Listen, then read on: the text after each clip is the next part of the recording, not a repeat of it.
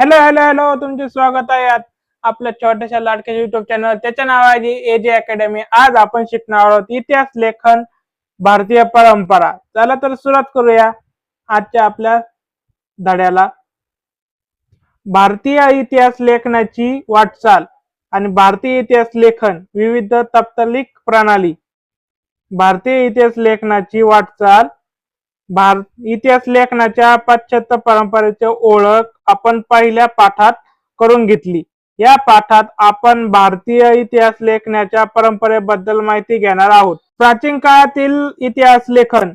प्राचीन भारतामध्ये पूर्वजांनी पराक्रम, देवदेवतांची परंपरा, सामाजिक स्थितिस्तरे इत्यादीच्या स्मृती केवळ मौखिक परंपरेने जपल्या जात होत्या. हडप्पा संस्कृतीमध्ये मिळालेल्या प्राचीन लेखनाच्या आधारे भारतामध्ये लेखन कला इसवी सनापूर्वी 3ऱ्या शतकापासून किंवा त्याही पूर्वीपासून अस्तित्वात होती असे दिसते. परंतु हडप्पा संस्कृतीची लिपी वाचण्यास अजूनही यश मिळालेले नाही. भारतातील ऐतिहासिक स्वरूपाचे सर्वाधिक प्राचीन लिखित साहित्य हे कोरीव लेखाच्या स्वरूपातील आहे. त्याची सुरुवात मौर्य सम्राट अशोकच्या काळापासून म्हणजे इसवी सनापूर्वी 3ऱ्या शतकापासून होते. सम्राट अशोकचे कोरीव लेख हे प्रस्तावल आणि दगडी स्तंभावर कोरलेले आहेत. इसवी सनाच्या पहिल्या शतकापासून धातूची नाणी, मूर्ती आणि शिल्पे, ताम्रपट इत्यादींवरील कोरीव लेख उपलब्ध होऊ लागतात.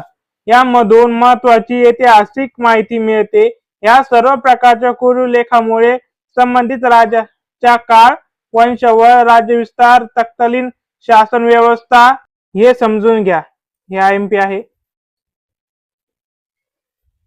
सोरगडा ताम्रपट. हा ताम्रपट सोरगडा जिल्हा, गोरखपूर, उत्तर प्रदेश येथे सापडला. हा ताम्रपट मौर्य काळातील असावा असे मानले जाते. ताम्रपटावरील कोरीव लेख ब्राह्मी लिपीत आहे. लेखाच्या सुरुवातीस जी चिन्हे आहेत त्यातील प्रसिद्ध असलेल्या वृक्ष तसेच सर्व एकावर एक असलेल्या 3 कमानी ही चिन्हे प्राचीन आहेत. नाण्यावरही आढळतात. 4 खांबावर उभे असलेले दुर्मजली इमारतीप्रमाणे दिसणारे चिन्ह कोटघरांचे निर्देश असावेत असे अभ्यासकांचे मत आहे. या कोटघरामधील धान्य जपून वापरण्यास यावे असा आदेश त्या लेखनात दिलेला आहे. दुष्काळजन्य परिस्थितीमध्ये निवारण करण्यासाठी काय काळजी घ्यावी या संदर्भात हा संदेश असावा असे मानले जाते. महत्वाच्या राजकीय घडामोडी, तत्कालीन सामाजिक रचना, हवामान, दुष्काळ यासारख्या महत्वाच्या बाबींची माहिती मिळते. प्राचीन भारतीय साहित्यांमध्ये रामायण, महाभारत ही महाकाव्ये, पुरावे, जैन आणि बौद्ध धर्म ग्रंथाखेरीज भारतीय ग्रंथकारांनी लिहिलेली ऐतिहासिक स्वरूपाचे साहित्य तसेच परकीय प्रवासांची प्रवास वर्णन ही इतिहास लेखनाची महत्वाची साधने मानली जातात. प्राचीन काळातील राज्यांची चरित्रे तसेच राजघराण्याचे इतिहास सांगणारे लेखन हे भारतीय इतिहास लेखनाच्या वाटचालीतील महत्वाचे टप्पे आहेत. इसवी सनाच्या 7व्या शतकात बाणभट्ट या कवीने लिहिलेले हरिश्चरित्र हे संस्कृत काव्य ऐतिहासिक चरित्र ग्रंथाच्या स्वरूपाचे आहे. त्यामध्ये तत्कालीन सामाजिक, आर्थिक, राजकीय, धार्मिक आणि सांस्कृतिक समाज जीवनाचे वास्तववादीचे चित्रण केलेले आहे. मध्ययुगीन काळातील इतिहास लेखन. इसवी सनाच्या 12व्या शतकात कल्याण याने लिहिलेला राजतरंगिणी हा काश्मीरच्या इतिहासावरील ग्रंथ आहे. इतिहास लेखन शास्त्रशुद्ध कसे असावे याचा आधुनिक संकल्पनेशी हा ग्रंथ जवळचे नाते सांगतो. त्यामध्ये अनेक कोरीव लेख, नाणी, प्राचीन वस्तूंचे अवशेष, राजकुलांच्या अधिकृत नोंदी आणि स्थानिक परंपरा अशा अनेक साधनांचा चिकित्सक अभ्यास करून आपण हा ग्रंथ रचला असा उल्लेख कल्याणने केलेला आहे. मध्ययुगीन भारतामध्ये मुस्लिम राज्यकर्त्यांच्या दरबारातील इतिहासकारांच्या लेखनावर अरबी आणि फारसी इतिहास लेखनाच्या परंपरेचा प्रभाव असलेला दिसतो. मध्ययुगीन मुस्लिम इतिहासकारांमध्ये जियाउद्दीन बर्नी हा एक महत्वाचा इतिहासकार होता. तारखी फिजुलशाही हा त्याचा ग्रंथ त्याने इतिहास लेखनाचे हेतू स्पष्ट केले आहे. त्याचे मते इतिहासकारांनी कर्तव्य फक्त राज्यकर्त्यांच्या पराक्रमाचे आणि कल्याणकारी धोरणांचे वर्णन करून संपत नाही, तर त्याच्या दोषाचे आणि चुकीच्या धोरणांचे चिकित्सक विवेचनी त्याने करावे हवे. एवढेच नव्हे तर संबंधित काळातील विद्वान व्यक्ती, अभ्यासक, साहित्यिक आणि संत यांचा सांस्कृतिक जीवनातील प्रवाही लक्षात घ्यायला हवा.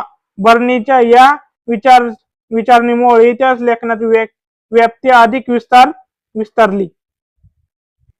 माहित आहे का तुम्हाला, अल्बेरुनीने विविध ज्ञानशाखांच्या भारतीयांनी केलेली कामगिरी आणि भारतीय समाज जीवन या संबंधित माहिती अरेबिक भाषेमध्ये लिहून ठेवली. पुढील काळात अनेक परदेशी इतिहासकारांनी भारताविषयी माहिती देणारे ग्रंथ लिहिले. त्यातील हसन निजामी लिखित ताजुल मसीर, मिनहाज ई सिराज लिखित तबाक ई नासिर, आमिर खिस्रो यांचे विपुल लेखन तुझुक ई तिमुरी, हे तैमुरलंग यांचे आत्मचरित्र, यहा बिन अब्दल सरदी लिखित तारीख ई मुकावशा यांच्यासारखे ग्रंथ महत्वाचे आहे. यांच्या लिखितून आपल्याला भारतातील मध्ययुगीन कालखंडातील महत्वाची माहिती मिळते. परदेशी प्रवाशांनी लिहून ठेवलेले पुस्तहित भारताची इतिहास लेखनात महत्वाची साधने आहेत. इब्न फतुजा, Abdul Razzaq, Marco Polo, Nicolo क्रांती, बार्बोस आणि डॉर्मिगोस पेस हे त्यापैकी होते. त्यांच्या लेखनातून मध्ययुगीन भारतासंबंधित ऐतिहासिक माहिती मिळते. ईश्वरदास नांगर, भीमसेन सक्सेना, खाफी खान आणि निकोलाय मनुची हे बादशाह औरंगजेबच्या काळातील इतिहासकार होते. मुघल काळातील इतिहास लेखन अत्यंत महत्वाचे आहेत. मुघल बादशाहांच्या दरबारातील इतिहासकारांच्या लेखनात राज्यकर्त्यांची श्रुती आणि त्यांच्याबद्दलची निष्ठा या पैलूंना विशेष महत्व प्राप्त झाले. त्या खरीतील त्यांच्या वर्णात संपर्क, पद्य, उतारे आणि सुंदर चित्रांचा अंतर्भाव करण्याची पद्धत सुरू झाली दिसते. मुघल साम्राज्याच्या संपादक बाबर यांचे आत्मचरित्र तुझुक-ई-बाबरी मध्ये त्याला कराव्या लागलेल्या युद्धांचे वर्णन आहे. त्याच्या बरोबरीने त्याचे प्रवास केलेल्या प्रदेशातील आणि शहरांचे वर्णन, तेथील स्थानिक अर्थव्यवस्था आणि रीतिरिवाज, वनस्पती सृष्टी याची बारकाईने केलेले निरीक्षण याचे समावेश आहे. इतिहास लेखनाच्या चिकित्सक पद्धतीच्या दृष्टीने अब्दुल फजल यांनी लिहिलेले अकबरनामा या ग्रंथाचे विशेष महत्व आहे. अधिकृत नोंदींच्या आधारे ऐतिहासिक कागदपत्रांचे काळजीपूर्वक केलेले संकलन आणि त्यातील माहितीच्या विश्वासार्हतेची कसून घेतलेली छाननी ही अबुल फजल अल्वेलीने संशोधन पद्धती पूर्वग्रंथी ही विहित आणि वास्तववादी होती असे मानले जाते. बखर हे IMP आहे. हे ऐतिहासिक साप्ताहिक एक महत्वाचा प्रकार आहे. शूरवीरांची गुणगान, ऐतिहासिक घडामोडी लढाया, थोर पुरुषांचे चरित्र याविषयी लेखन आपणास बकरीत वाचायला मिळते. मराठी भाषेत विविध प्रकारच्या बकरी उपलब्ध आहेत. त्यातील एक महत्वाची बकर म्हणजे सभासद बकर होय. छत्रपती राजाराम महाराजांच्या कारकिर्दीवर गुरुजी अनंत सभासद यांनी सदर बखर लिहिली. छत्रपती शिवाजी महाराजांच्या कारकिर्दीवर माहिती यातून मिळते. भाऊसाहेबांची बखर या बकरीत पानिपतच्या लढाईचे वर्णन आहे. याच विषयावर आधारित पानिपतची बखर अशी ही स्वतंत्र बखर आहे. होळकरांची कैफियत या बकरीतून आपणास होळकरांचे घराणे आणि त्यांचे योगदान समजते. बकरीचे चरित्रात्मक वंशचरित्रात्मक प्रसंग, वर्णनात्मक प्रथिन, आत्मचरित परिवर्तन, कैफियत, पौराणिक आणि राजनीतिक तीवर असे प्रकार आहेत. आधुनिक काळातील इतिहास लेखन व ब्रिटिश इतिहासकार 20व्या शतकात ब्रिटिशांच्या राजवटीत भारतीय पुरातत्वाच्या अभ्यासास सुरुवात झाली. भारतीय पुरातत्व सर्वेक्षण खात्याचे पहिले संचालक अलेक्झांडर कनिंघमच्या देखरेखीखाली अनेक प्राचीन स्थळांचे उखण केले गेले. त्यासाठी त्याची प्रामुख्याने बौद्ध ग्रंथांमध्ये उल्लेख असलेले स्थळावर लक्ष केंद्रित केले. पुढे जॉर्ज मार्शल याच्या कारकिर्दीत हडप्पा संस्कृतीचा शोध लागला आणि भारतीय संस्कृतीचा इतिहास इसवी सनापूर्वी 3ऱ्या शतकापर्यंत किंवा त्याहूनही पूर्वीचा जाऊ शकतो हे सिद्ध झाले. भारतातील आलेल्या अनेक ब्रिटिश अधिकाऱ्यांनी भारतीय इतिहासासंबंधित लेखन केले. त्यांनी केलेले लेखनावर ब्रिटिशांच्या वसाहतवादी धोरणांचा प्रभाव असलेला दिसतो. जेम्स मिल यांनी लिहिलेला the history of the British India या ग्रंथाचे 3 खंड 1817 साली प्रसिद्ध झाले. ब्रिटिश इतिहासकारांनी भारतीय इतिहासावर लिहिलेले या पहिला ग्रंथ त्यांच्या लेखनात वस्तुनिष्ठ दृष्टिकोनाचा प्रभाव आणि भारतीय संस्कृतीच्या विविध पैलूंसंबंधीचा पूर्वग्रंथी दृष्टिकोन स्पष्टपणे उमटलेला दिसतो. सन 1841 मध्ये माउंट स्टुअर्ट्स एलिफंट्स याने the history of the India हा ग्रंथ लिहिला. माउंट स्टुअर्ट्स एलिफंट हे मुंबईचे गव्हर्नर होता. भारताच्या इतिहासामध्ये मराठी साम्राज्याच्या कालखंड स्थान महत्वाचे आहे. मराठी साम्राज्याचा इतिहास लिहिणाऱ्या ब्रिटिश अधिकारी मध्ये जेम्स ग्रेप डफ याचे नाव महत्वाचे आहे. त्याने the history of the Marathas हा ग्रंथ लिहिला. या ग्रंथात 3 खंड आहेत आणि संस्कृती इतिहास यांना कमी लेखण्याची ब्रिटिश अधिकाऱ्यांनी प्रवृत्ती डफ याच्या लेखनातील उमटलेल्या दिसते. अशीच प्रवृत्ती राजस्थानचा इतिहास लिहिताना कर्नल ट्रँड सारख्या अधिकाऱ्यांच्या लेखनात आढळते. विल्यम विल्सन हटलर याने हिंदुस्थानचा द्विखंडात्मक इतिहास लिहिला. त्यामध्ये निष्पाप दृष्टी दिसते. डफ याच्या इतिहास लेखनाच्या मर्यादा नीलकंठ जमादार कीर्तन आणि विवेकराज वाडे यांनी 19व्या शतकात दाखवून दिल्या. वसाहतवादी इतिहास लेखन या MP आहे.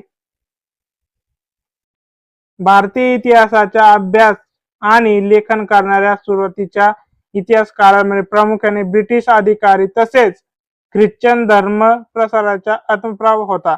भारतीय संस्कृती गौण दर्जाची आहे या पूर्वग्रहाचे प्रतिबिंब त्याच्यामधील काहींच्या लेखनात स्पष्टपणे उमटलेले दिसते. वसाहतवादी ब्रिटिश सत्तेच्या समर्थनासाठी इतिहास लेखनाचा वापर केला गेला.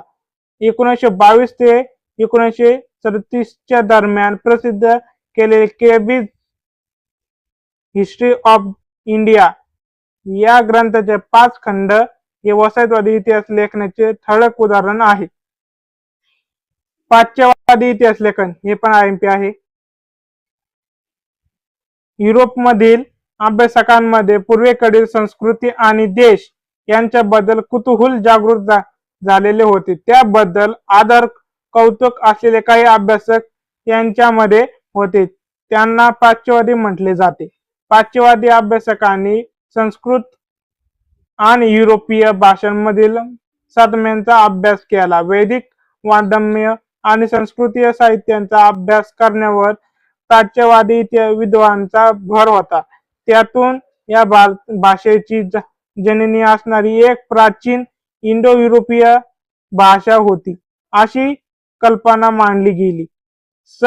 इसवी सन 1784 मध्ये सर विल्यम जोन्स यांनी कोलकाता येथे ऐतिहासिक सोसायटीची स्थापना केली. त्याद्वारे प्राचीन भारतीय वाङ्मय आणि इतिहास यांच्या अभ्यासात चालना मिळाली. पाश्चात्यवादी अभ्यासांमध्ये फ्रेडरिक मॅक्लुअर या जर्मन अभ्यासकाचा प्रामुख्याने उल्लेख करायला हवा.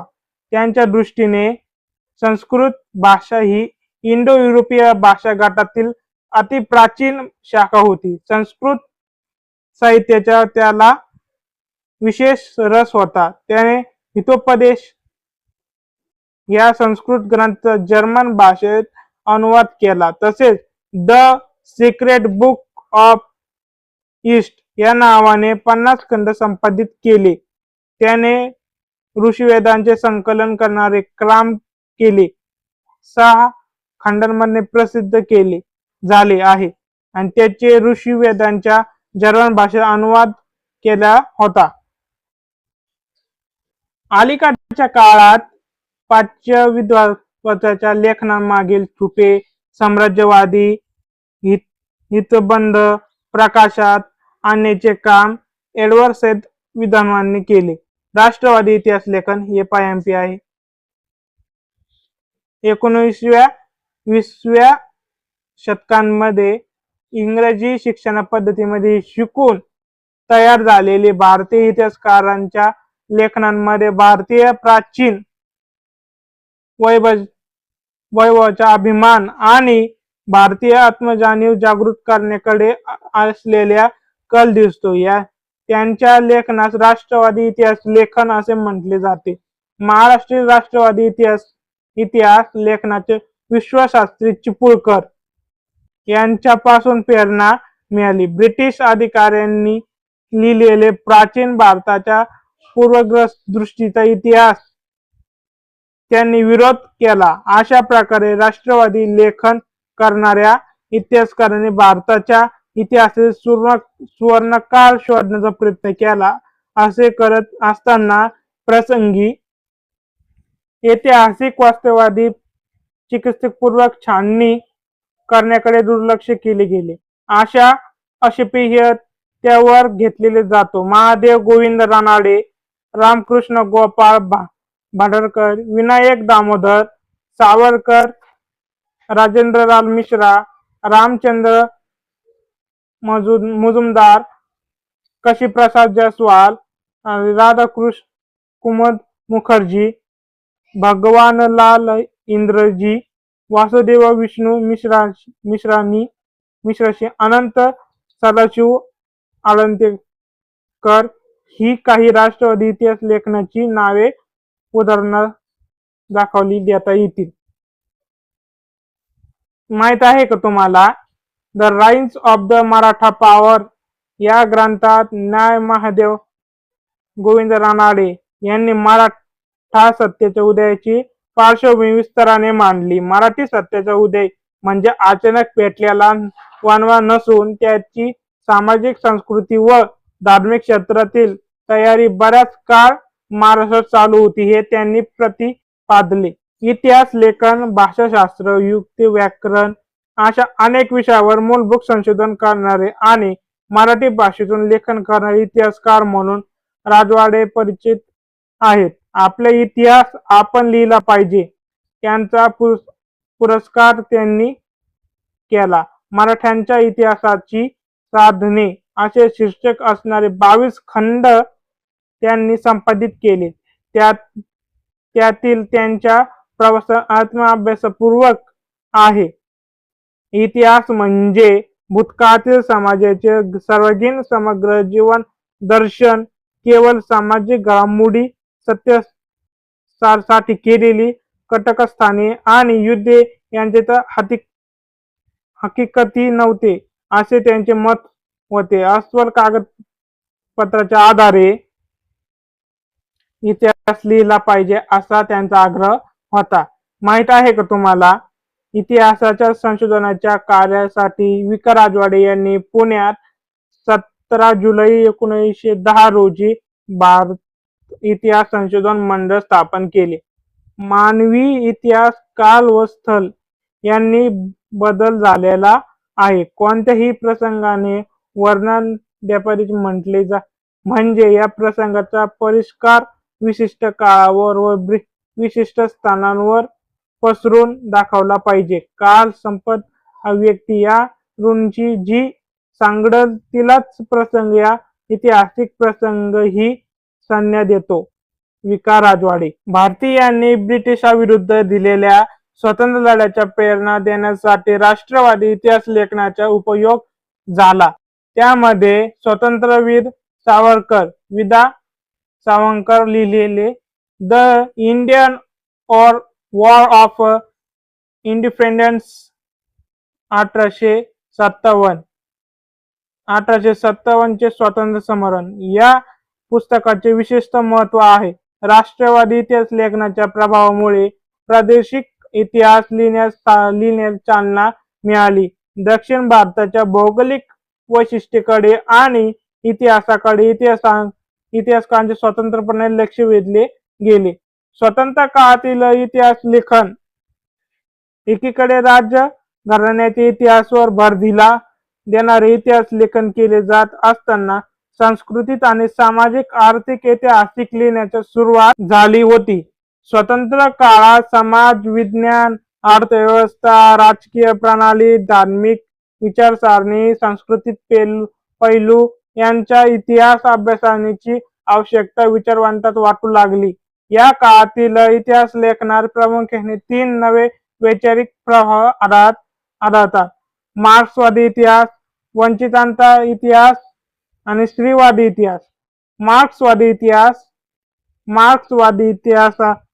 इतिहासकारांच्या लेखनात आर्थिक व्यवस्थित उत्पन्नाची साधने पद्धती आणि उत्पादनाच्या प्रत्येकातील मानवी संबंध यांचा विचार मध्यवर्ती होतो. प्रत्येक सामाजिक घटनेच्या सुवर्णस लोकांवर काय प्रेरणा होते याचे विश्लेषण करणे हे मार्क्सवादी इतिहास लेखनाचे महत्त्वाचे सूत्र होते. मार्क्सवादी इतिहास लेखनाची जाती व्यवस्थित होती. गेलेल्या बदलाचा अभ्यास केला. भारतामध्ये मार्क्सवादी इतिहास लेखन पद्धतीचा अवलंब प्रभावी रीतीने करणाऱ्या इतिहासकारांमध्ये दामोदर धर्मानंद कोसंबी आणि कॉमोडर श्रीपाद अमृत डांगे, रामशर शर्मा, कॉमोडर शरद पाटील इत्यादी योगदान महत्वाचे आहे. डांगे हे भारतातील कम्युनिस्ट पक्षाचे संपादक सदस्यांपैकी एक होते. यांचे प्रिमिटिव्ह कम्युनिझम टू सिल्व्हरी हे पुस्तक मार्क्सवादी इतिहास लेखनाचे उदाहरण आहे. वंचितांचा इतिहास आहे. वंचित समूहाचा इतिहास लिहिण्याची सुरुवात मार्क्सवादी इतिहास लेखनाच्या परंपरेतून झाली असे मानता येईल. इतिहास खणण्याची सुरुवात समाजातील तळाशी असलेल्या सर्वसामान्य लोकांच्या स्तरावर करायला पाहिजे ही संकल्पना मांडण्यामध्ये टॉनिस ग्रामची या इटालियन तत्त्वज्ञानाचे स्थान महत्वाचे आहे. वंचितांचा इतिहास लिहिण्यासाठी लोकपरंपरा हे एक महत्वाचे साधन मानले गेले आहे. वंचितांच्या इतिहासात एक महत्वाची विचारसरणी म्हणून स्थान मिळवून देण्याचे महत्वाचे कार्य रणजित गुहा या भारतीय इतिहासकारांनी केले, परंतु त्यापूर्वीच भारतामध्ये वंचितांचा इतिहास विचार महात्मा ज्योतिराव फुले आणि डॉक्टर बाबासाहेब आंबेडकर यांच्या लेखनातून मांडला दिसतो. महात्मा फुले यांनी गुलामगिरी या पुस्तकात शूद्रांचा इतिहास नव्याने उलगडून दाखवला. धर्माच्या नावाखाली स्त्रियांना शूद्र व अतिशूद्र यांच्या होणाऱ्या शोषणाकडे लक्ष वेधले. भारताच्या संस्कृतीत आणि राजकीय घडणीत दलित वर्गाचा मोठा वाटा आहे. भारताच्या वसाहतवादी आणि राष्ट्रवादी इतिहास लेखनात त्याकडे दुर्लक्ष केले. डॉक्टर बाबासाहेब आंबेडकर आणि गोष्ट केंद्रस्थानी ठेवून सतत लेखन केले. त्यांनी केलेले विपुल लेखनापैकी हू वेअर द शूद्राज आणि द अनचेंजेबल्स हे ग्रंथ वंचितांचा इतिहास उदाहरण म्हणून सांगता येतील. स्त्रीवादी इतिहास लेखन हे IMP आहे. भारतीय इतिहास लेखनाच्या क्षेत्रात सुरुवातीत प्रामुख्याने पुरुष अभ्यासक कार्यरत असल्यामुळे भारतीय इतिहासातील स्त्रियांचे स्थान आणि त्यांची कामगिरी याविषयी तुलनेने दुर्लक्ष राहिला होता. त्यावर अधिक प्रकाश टाकणे हे स्त्रीवादी इतिहास लेखनापुढे पहिले आव्हान होते. तसेच स्त्रियांनी निर्मालेचे साहित्य संशोधन आणि संकलन करणेही आवश्यक होते. इतिहासातील स्त्रियांच्या स्थानांचा विचार नव्याने होणे आवश्यक होते. 19व्या शतकात स्त्रियांविषयी लेखन करणाऱ्या लेखन म्हणजे ताराबाई शिंदे यांच्या नाव अग्रहीने आहे. त्यांनी पुरुष प्रधान व्यवस्था आणि जाती व्यवस्था यांना विरोध करणारे लेखन केले. सन 1882 मध्ये प्रसिद्ध केलेले स्त्री पुरुष तुलना हे त्यांचे पुस्तक भारतातील पहिले स्त्रीवादी लेखन समजले जाते. सन 1888 मध्ये पंडिता रमाबाई यांचे द हायकास्ट हिंदू वुमन हे पुस्तक प्रसिद्ध झाले. स्वतंत्र काळात झालेले लेखन स्त्रियांना घरी आणि कामाच्या ठिकाणी मिळणारी वागणूक, त्यांच्या राजकीय समतेचा हक्क यासारख्या विषयावर केंद्रित केले दिसते. अलीकडच्या काळात प्रसिद्ध झालेली स्त्रीवादी लेखनात मीरा कोसंबी यांच्या कम्युनिस्ट फ्रॉइड आणि फेमिनिझम इन सोशल हिस्ट्री या पुस्तकाचा उल्लेख करता येईल. त्यात महाराष्ट्रातील पंडिता रमाबाई आणि भारतातील पहिल्या कार्यरत डॉक्टर रखमाबाई यासारख्या स्त्रियांच्या जीवनावरील निबंध आहेत. महाराष्ट्रामध्ये दलित स्त्रियांच्या दृष्टिकोनातून सामाजिक वर्ग, जात इत्यादी बाबींच्या संदर्भात लेखन केले गेले. त्यामधील शर्मिला रेणे यांचे लेखन महत्वाचे आहे. रायटिंग कास्ट, रायटिंग जेंडर आणि रीडिंग दलित वुमन्स टेस्टिमोनीज यामध्ये दलित स्त्रियांच्या आत्मचरित्रावर त्यांनी लिहिलेले निबंधांचे संकलन आहे.